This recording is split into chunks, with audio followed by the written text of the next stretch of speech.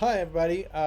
So I'm going to give you this lecture, and it might be a little haphazard because I'm trying to figure this out as I go along. But I wanted to give you some thoughts about stuff to work on or think about as we're all sort of stuck inside. And the first thing that comes up about being stuck inside is being able to see outside. And so seeing through windows and what we see. And of course, this first image, if you've been paying any attention to the news as this past week, you've probably seen this of these people who are protesting lockdowns. I believe this one was in Washington, but um, the sort of horrifyingness of looking back through the window and what's out.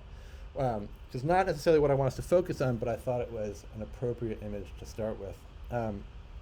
So the images, I'm going to show you a bunch of images first before I get into some bodies of work. And these are a selection of photographers who use windows in their imagery.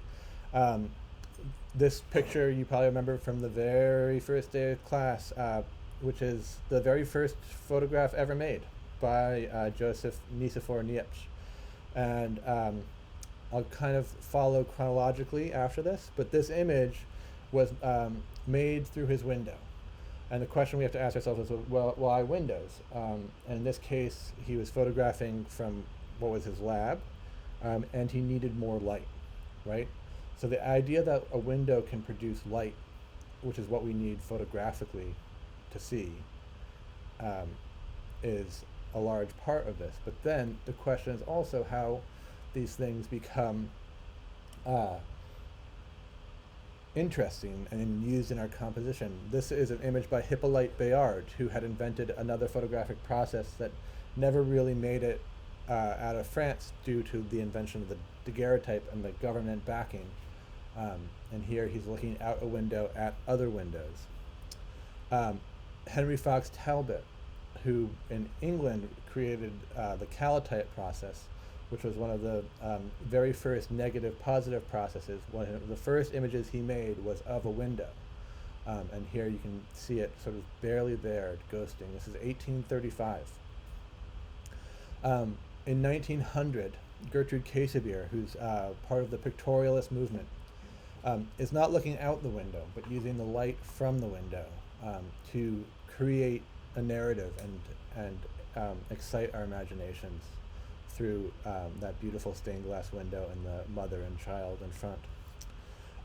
Charles Sheeler, who's part of the modernist movement that was born out of and against the pictorialist movement.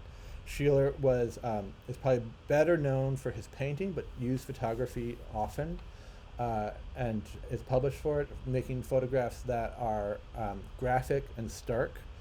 So in this case, using what's not the light in the photograph, using the light from the inside and the window as a subject, and how the light and shadow play off of that flower and the frame, and it creates a modernist aesthetic. This is Alfred Stieglitz, who was part of both the pictorialist and the modernist movement.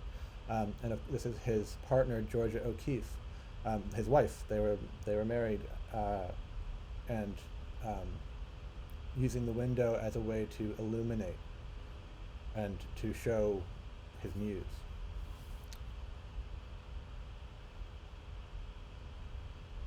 I forgot to put who this one person is. Man Ray. This is Man Ray. Sorry, who's known a lot for what he called rayographs. Other people would call photograms. That would be just using the light, no camera involved. And here he is using a camera, but as a way to play with light and shadow on this woman's face, or her silhouette.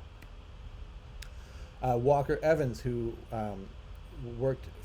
photographed the FSA, and was photographing America during the Depression, and also using windows. And then in the 60s, 70s, and currently William Eggleston, who is somebody who is using color and thinking about color. And of course, you really see that, how striking that color is in an image like this, where the window is producing the light, but you also get the interior and the exterior through the still life on the table and the forest through the window, or the composition that's directly outside of a hotel window, in this case, of the scene that's happening by the pool surrounded by the parking lot. And those colors are what are really singing. This is an image by a photographer named Jason Lazarus. And this image, it sort of, at first glance, seems to be sort of ordinary and kind of poorly cropped image of a tree. But it's when you know the backstory, which is that this is the tree that was outside of Anne Frank's hiding spot in Amsterdam. And so this is what she saw when she would look out her window. And it changes the way that we think about this image, just by knowing the story behind it. So now I'm going to focus on some other photographers. This is André Kertész. This is an image that was made in Europe. But André Kertész he's Hungarian, and he was forced to leave Hungary and then lived in Paris for a long time. He was forced out of Hungary by the anti-Jewish persecution. And in the later part of his life, he moved to New York. He came on assignment for a Keystone Agency in 1936, and then the war prevented him returning to Paris, where he had really sort of flourished as an artist, and people really accepted him in the Parisian art scene. But in New York, he had to start anew, and he never really sort of found that footing, and it was sort of always eluding him. His talent enabled him to live in the strange land and eventually thrive, but he never really felt at home. It was always alien to him, and he said, "People here don't look at things in a romantic way, but I am looking always looking back and at the new things too. I don't give up. I never give up. This is the only way to give some color to life." And so he photographed New York out of his window, and that was sort of his response to not feeling part of the city the way he did in Paris. And that you see the Twin Towers, a still life in front of the city, broken window. He became a naturalized citizen in 1944, and then in 1952 he moved with his wife Elizabeth to a 12th floor apartment near Washington Square Park. And he would use a telephoto lens. He took pictures outside of his window every day, and he would continue to photograph it every day, looking at the shapes, the shadows, and the people, because you never know. And so he did this until his death in 1985.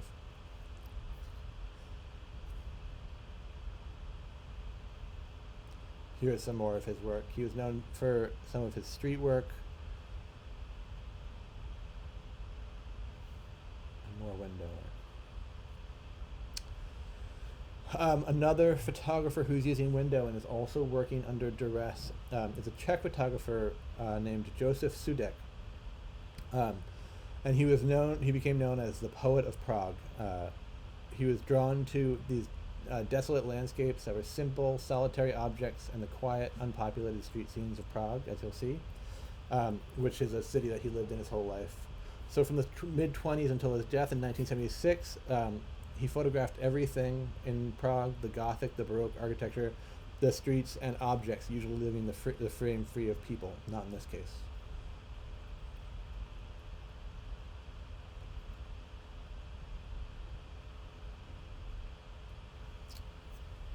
His life was shaped and interrupted by 2 world wars. He had embarked on a bookbinding career that got derailed because during the First World War, he lost his arm while serving. So he's using a large format camera on a tripod, walking around Prague at night with only one arm.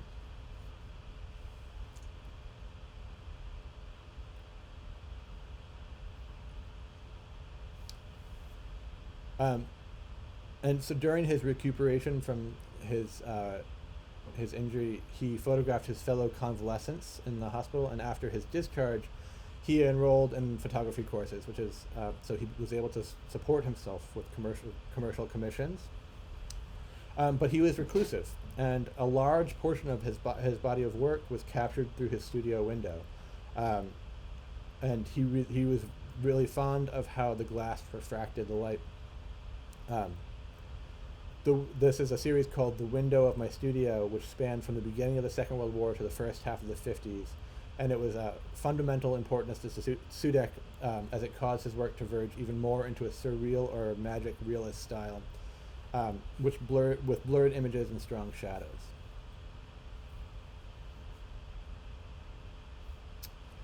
So again, the light through the window, how the light plays onto objects, the condensation.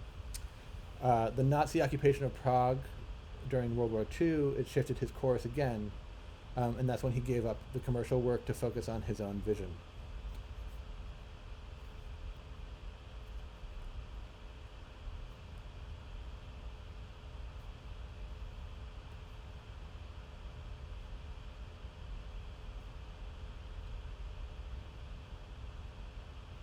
Sometimes the window disappears completely.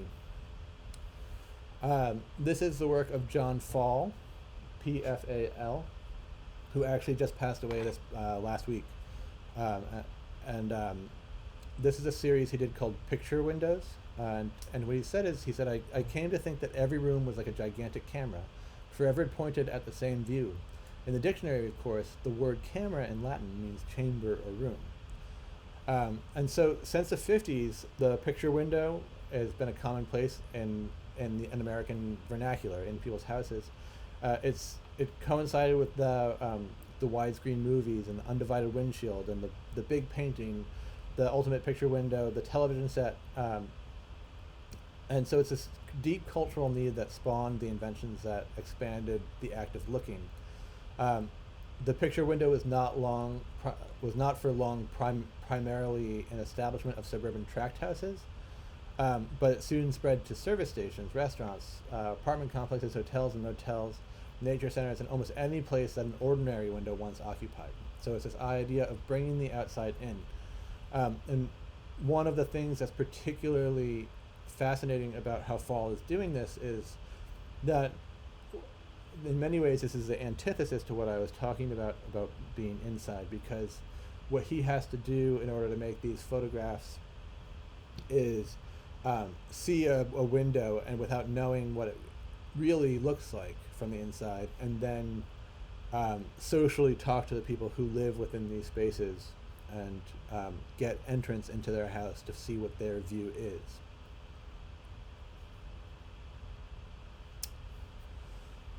This is Harry Callahan, and I'm including his work because of there's this one room, which was the bedroom in a one room apartment in Chicago when he and his wife and his daughter Barbara were young and struggling, and he was able to use this one room over and over and over again with the Venetian blinds to create this sense.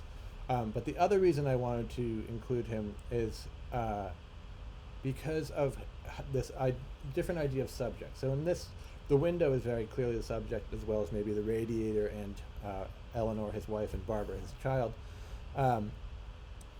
But more so than the window itself is his children, or is his family and the people who he holds close. And even more so than that, it's how he's arranging them in the space.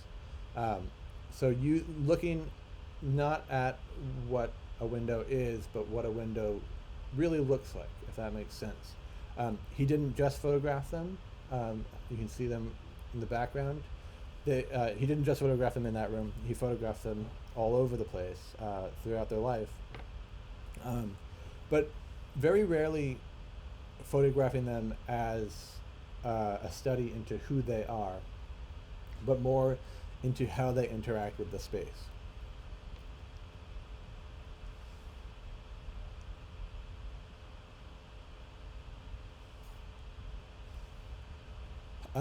And again, somebody in that vein is Minor White, who Minor White has a very spiritual and religious outlook on photography, in that it's not about what is in the subject, but about what the image does and how it moves the viewer. So a window, again, yes, but it's about the window or light or the curtain or is it really about how it makes us feel when we look at that?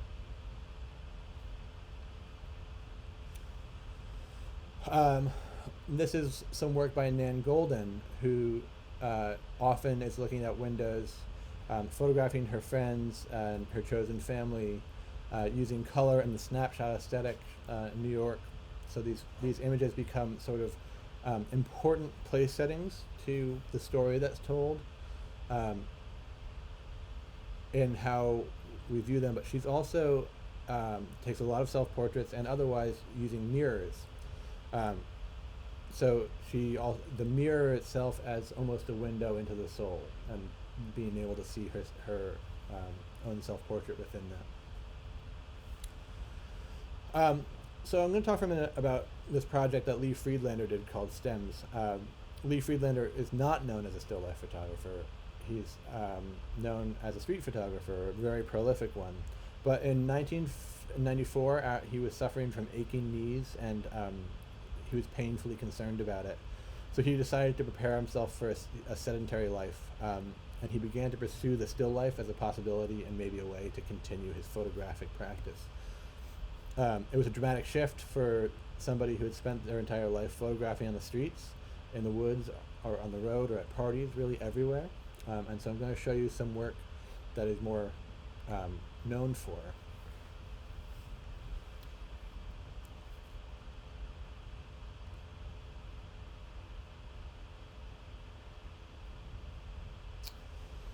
He was always anywhere but sitting down or stuck at home. That's a self-portrait of himself. Using humor and juxtaposition and playing with the sort of theater and the space of the street to give new meaning.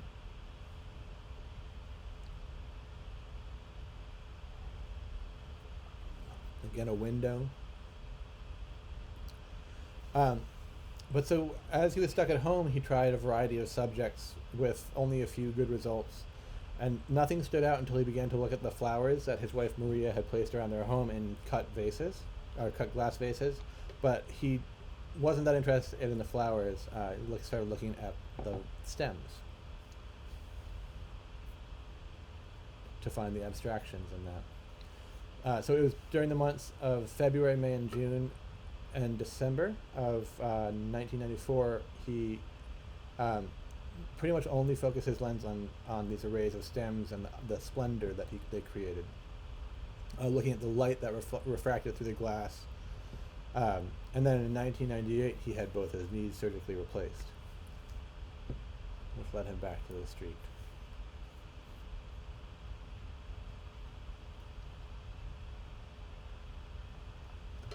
So 3 months of recovering time passed, and during which time he took no pictures. It was the only gap in his career, which is almost 50 years. I think it's over 50 years now. And the next year, after he'd successfully rehabilitated and could walk without pain, he decided to reapply himself to the stems to finish it off as a subject. And this is published in a large, really beautifully printed, oversized volume. Which is like a strange moment in this career that is otherwise very far from this. I think I only kept 2 in here, but this is Carrie Mae Weems' Kitchen Table series, which established her as a leading artist of her generation. She's a really amazing artist. And the series, there are 20 carefully staged photographs that depicts Weems sitting at the kitchen table. That's her in the middle. It's right under the lamp is the only source of light, and it's a meditation on domesticity and relationships that tells the story of one woman's life as seen through the intimate space of the kitchen, which is the traditional sphere of women.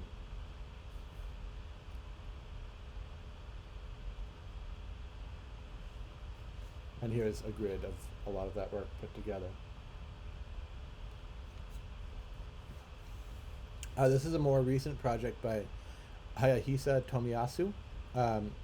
which is it's a series of photographs that he made out from the window of his student apartment in Leipzig, Germany, um, and it was all from his south-facing view, and there's a lot of ping pong tables in public parks in Germany, and so he started to focus on that after um, once saw a fox, and he was hoping to see the fox again. So he spent 5 years documenting this table, um, and we start to see all the different things that happen. Um, and he says it was on a Sunday, August 14th, 2011, that I took a walk around 3 p.m. And he spotted a fox a short distance away from him. He said it probably did not notice me or choose to ignore my presence. Its eyes were closed, and it was sniffing the stones between the sidewalk and the adjacent lawn. And he continued to watch the fox as it did its business and then rushed off. And he was continually hunting for this fox at the window.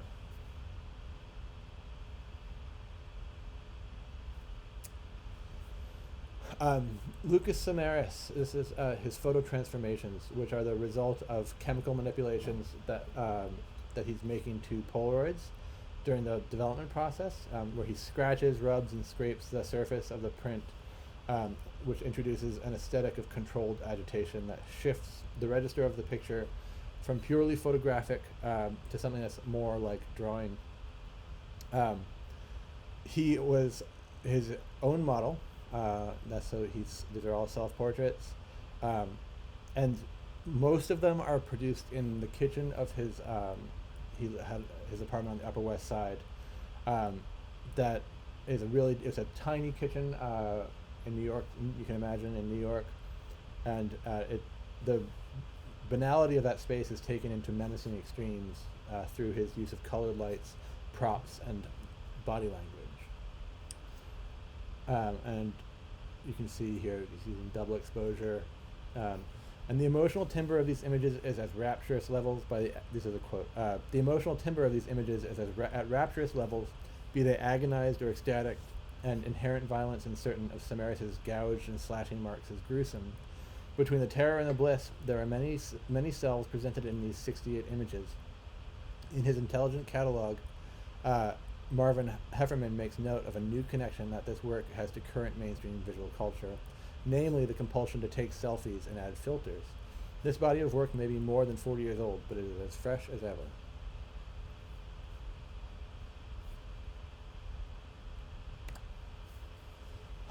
This is some work by Abe Morell, and again, this is not something he's totally known for. He does do a lot of still lifes. He's mostly known for using these camera obscura interiors, but this is work that he made after he became a father, and which is in many ways his own version of being captive. And he started making a series of photographs from home where he's studying the mundane and everyday objects like paper bags, toys, and kitchen items, and looking at them with new curiosity and attention.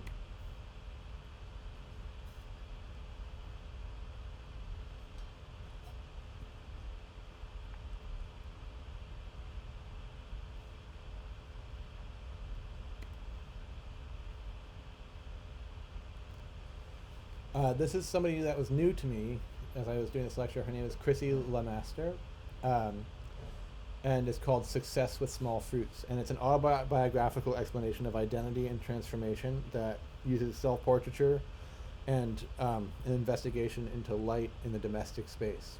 The images are at times paradoxical, which contain pluralities, polarities in both form and content. They're made over a 2-year period that followed the end of a 17-year marriage. So they became a visual diary of her thinking, feeling, and becoming, as well as a study on the artist as both subject and object. Many of the photographs are in between moments that are a few seconds just as something is about to begin or immediately after something has ended.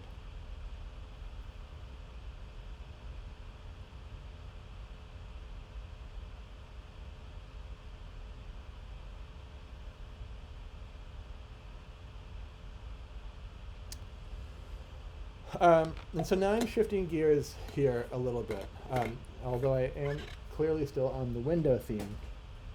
But somebody I always show my students for their final, because of the body of work in the series, is Robert Frank. And in this body of work, which he made in 1957, he made it on a Guggenheim grant. Um, he himself is Swiss, and the Guggenheim grant just pretty much said, I'd like to photograph the United States. So he went on I believe it was two cross-country road trips, photographing everything and anything.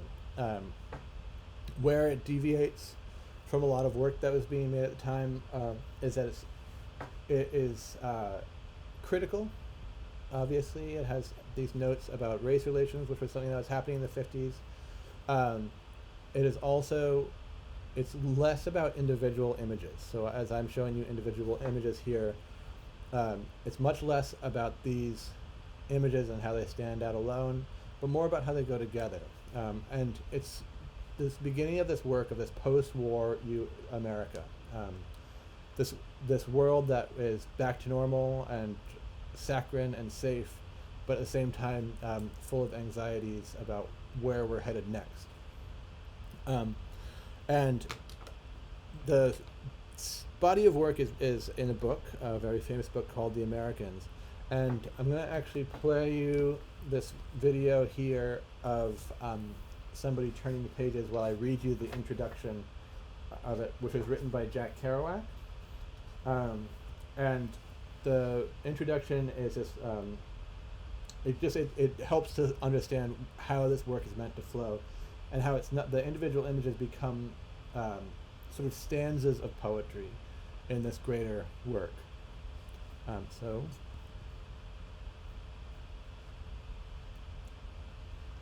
hopefully it works.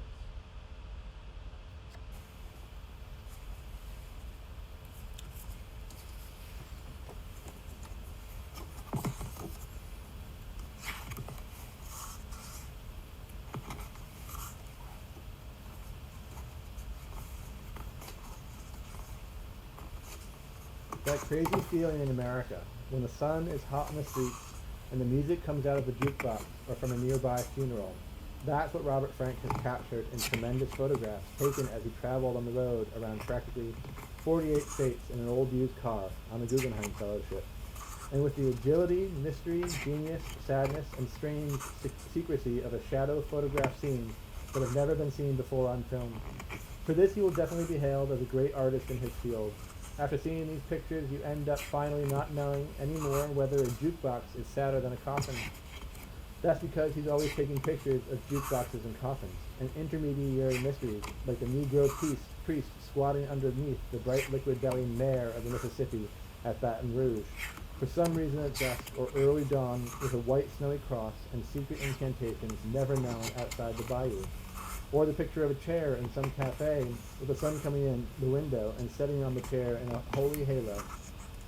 I never thought could be caught on film, much less described in its beautiful visual entirety in words. The humor, the sadness, the everythingness of Americanness of these pictures. Tall, thin cowboy rolling butt outside Madison Square Garden, New York for rodeo season. Sad, spindly, unbelievable. Long shot of night road, arrowing forlorn into immensities, and flat of impossibility to believe America and New Mexico under the prisoner's moon. Under the wang wang guitar star, haggard old frowsy dames of Los Angeles lean peering out the right front window of old Pa's car on a Sunday, gawking and criticizing to explain America to little children in the spattered back seat. Tattooed guy sleeping on grass in park in Cleveland, snoring dead to the world on a Sunday afternoon with too many balloons and sailboats. Hoboken in the winter, platform full of politicians, all ordinary looking, until suddenly at the far end to the right, you see one of them pursing his lips in prayer politico, yawning probably. Not a soul cares. Old man standing hesitant with old man cane under old steps, long since torn down, madman resting under American flag, canopy and old busted car seat in fantastic Venice, California backyard. I could sit in it and sketch 30,000 words. As a railroad brakeman, I rode by such backyards, leaning out of the old steam pot. Empty Tokay bottles in the palm leaves. Roberts picks up two hitchhikers and lets them drive the car at night, and people look at their two faces, looking grimly onward into the night. Visionary Indian angels who were visionary Indian angels, says Allen Ginsberg. And people who say, ooh, how mean they look, but all they want to do is arrow on down that road and get back to the sack. Robert's here to tell us so. St. Petersburg, Florida, the retired old codgers on a bench in the busy main street, leaning on their canes and thinking about Social Security, and one incredible, I think seminal half-Negro woman pulling on her cigarette with thoughts of her own, as pure a picture as the nicest tenor solo in jazz.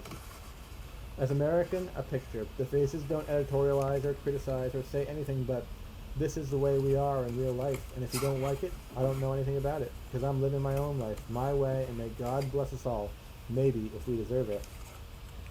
Oi, the lone woe of Lee Lucian, A Basket of Pity Cats. What a poem this is. What poems can be written about this book of pictures, some day by some young new writer, high by candlelight, bending over them, describing every gray, mysterious detail, the gray film that caught the actual pink juice of humankind, whether 'tis the milk of human kindness or of human kindness. Shakespeare makes no difference when you look at these pictures, better than a show. Mad road driving men ahead, the mad road, lonely, leading around the bend into the opening of space toward the horizon. Wasatch snows promised us in the vision of the west. Spine heights at the world's end, coast of blue Pacific starry night. No bone half banana moon sloping the tangled night sky. The torments of great formations in mist, and huddled invisible insects in the car racing onward, illuminate. The raw cut, the drag, the butte, the star, the draw, the sunflower in the grass. Orange-buted westlands of Arcadia, forlorn sands of the isolate earth. Dewy exposures to infinity in black space, home of the rattlesnake and the gopher. The level of the world, low and flat, the charging, restless, mute, unvoiced road, keening in a seizure of tarpaulin power into the root. Fabulous plots of landowners in green unexpected. Ditches by the side of the road, as I look. From here to Elko, along the level of this pin, parallel to telephone poles. I can see a bug plane in the hot sun. Swoosh! Hit yourself a ride beyond the fastest freight train. Beat the smoke, find the thighs, spend the shiny, throw the shroud, kiss the morning star in the morning glass. Mad road driving men ahead, pencil traceries of our faintest wish in the travel of the horizon merge. Nosy cloud of cusps in a drabble of speechless distances. The black sheep clouds cling a parallel above the streams of CBQ. Serried little Missouri rocks haunt the Badlands. Harsh, dry brown fields roll in the moonlight with a shiny cow's ass. Telephone poles, toothpick time, dotting immensely. The crazed voyager of the lone automobile presses forth, his eager insignificance in nose plates and licenses, into the vast promise of life. Drain your basin in old Ohio, in the Indian and the Illinois plains. Bring your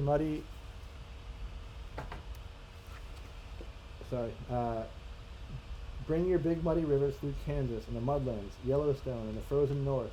Punch lake holes in Florida and LA. Raise your cities in the white plain.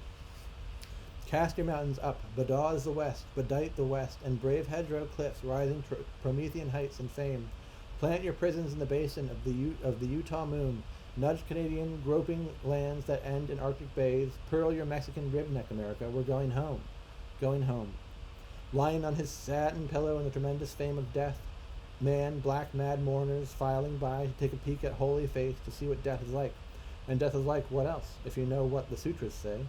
Chicago Convention with sleek-faced, earnest, wheedling, confiding, cigar-holding, union boss fat as Nero and eager as Caesar, and the thunderous beer crash hall leaning over to confide. Gaming table at Butte, Montana with background election posters and little gambling doodads to knock over. Editorial page in itself. Car shrouded in fancy, expensive tarpaulin. I knew a truck driver pronounced it tarpaulin. To keep suits of no-suit Malibu from falling on new Simonized job as owners who is a $2 an hour carpenter snoozes in-house with wife and TV, all under palm trees for nothing in the senatorial California night. Ag, in Idaho, 3 crosses where cars crashed, where that long, thin cowboy just barely made it to Madison Square Garden, as he was about a mile down the road then. I told you to wait in the car, say people in America. So Robert sneaks around and photographs little kids waiting in the car, whether 3 little boys in a Motorama limousine, Ampius and Oberful, or poor little kids can't keep their eyes open on Route 90 Texas at 4 a.m. as Dad goes to the bushes and stretches. The gasoline monsters stand in the New Mexico flats under big signs says save. The sweet little white baby in the black nurse's arms, both of them bemused in heaven, A picture that should have been blown up and hung in the streets of Little Rock, showing love under the sky in the womb of our universe, the mother. And the loneliest picture ever made, the urinals that wet women never see, the shoe shine going on in sad eternity. Woe and blown over Chinese cemetery flowers in a San Francisco hill being hammered by potato patch fog on a March night. I'd say nobody there but the rubber cap. Anybody doesn't like these pictures don't like poetry, see? Anybody don't like poetry, go home. See television shots of big-headed cowboys being tolerated by kind horses. Robert Frank, Swiss, unobtrusive, nice, with that little camera that he raises and snaps with one hand. He sucked a sad poem right out of America onto film, taking rank among the tragic poets of the world. To Robert Frank, I now give this message. You got eyes. And I say, that little old lonely elevator girl looking up, sighing in an elevator full of blurred demons. What's her name and address?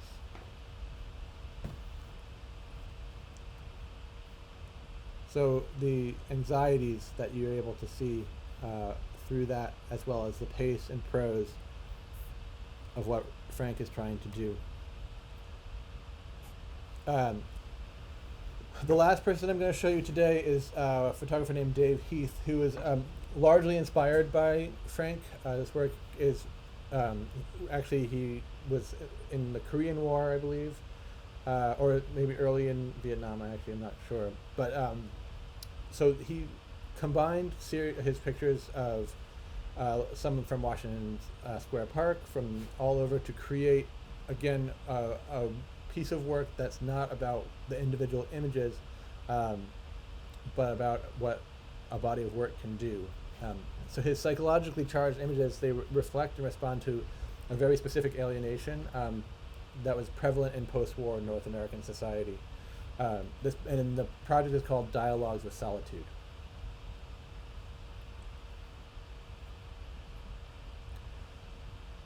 So he was one of these new artists of this new generation that was seeking ways to try and make sense of the increasing sense of isolation and vulnerability that was typifying these people that were emerging from the war.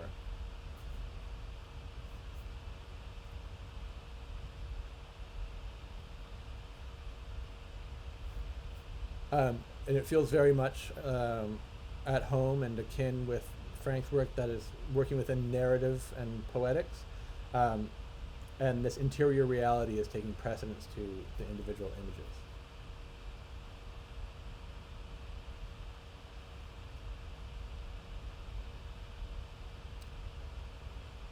And his preoccupations with solitude and contemplation, they further make the importance of the sequencing of his practice. And he said that the central issue of my work is sequence, how images go together, and held the belief that the relativity and rhythm of images offered a truer way of conveying a universal psychological state than just the single image alone.